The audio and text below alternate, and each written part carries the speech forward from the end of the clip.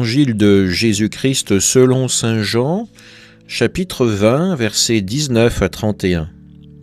C'était après la mort de Jésus, le soir venu, en ce premier jour de la semaine, alors que les portes du lieu où se trouvaient les disciples étaient verrouillées par crainte des Juifs, Jésus vint, et il était là, au milieu d'eux. Il leur dit « La paix soit avec vous ». Après cette parole, il leur montra ses mains et son côté. Les disciples furent remplis de joie en voyant le Seigneur. Jésus leur dit de nouveau « La paix soit avec vous. De même que le Père m'a envoyé, moi aussi je vous envoie. » Ayant ainsi parlé, il souffla sur eux, il leur dit « Recevez l'Esprit Saint. À qui vous remettrez ses péchés, ils seront remis.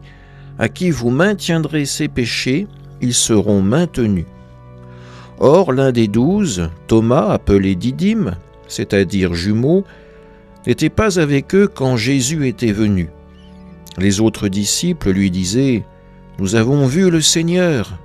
Mais il leur déclara « Si je ne vois pas dans ses mains la marque des clous, si je ne mets pas mon doigt dans la marque des clous, si je ne mets pas la main dans son côté, non, je ne croirai pas. » 8 jours plus tard, les disciples se trouvaient de nouveau dans la maison, et Thomas était avec eux.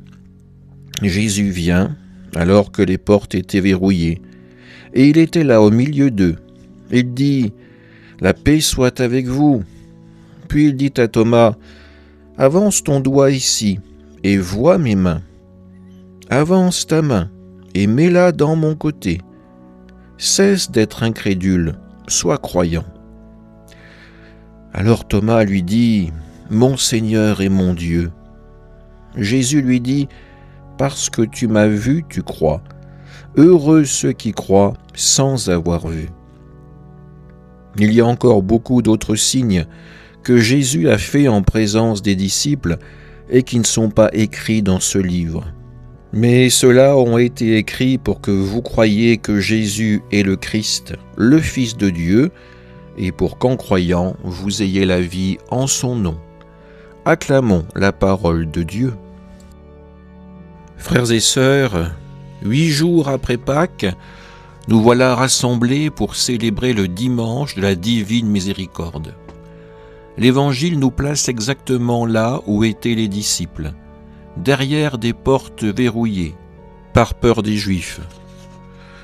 Nous sommes les témoins d'une peur qui nous est familière, peur de l'avenir, peur du regard des autres, peur de nos propres faiblesses. Et voilà que Jésus vient.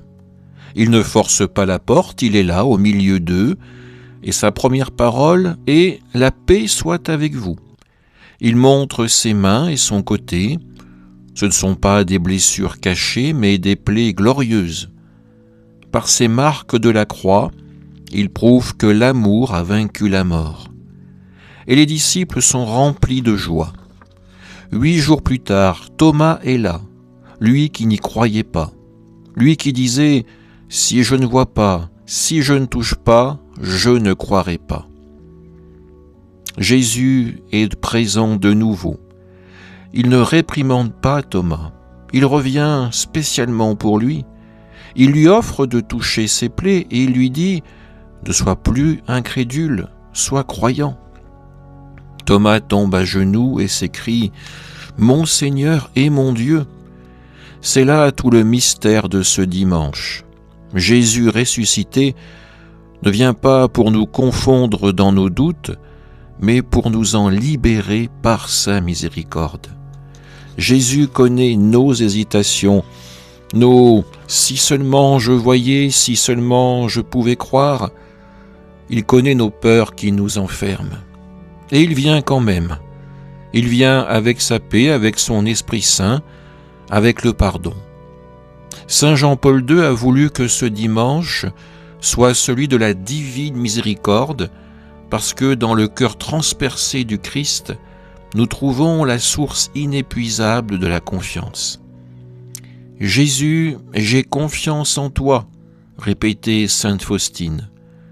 Cette confiance n'est pas à confondre avec une naïveté, Cette confiance, c'est la réponse de Thomas devenu croyant.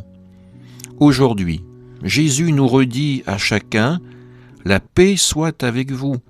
Il nous envoie comme il a envoyé les apôtres. De même que le Père m'a envoyé, moi aussi je vous envoie. Et Jésus nous donne l'Esprit Saint pour que nous devenions à notre tour des témoins de sa miséricorde.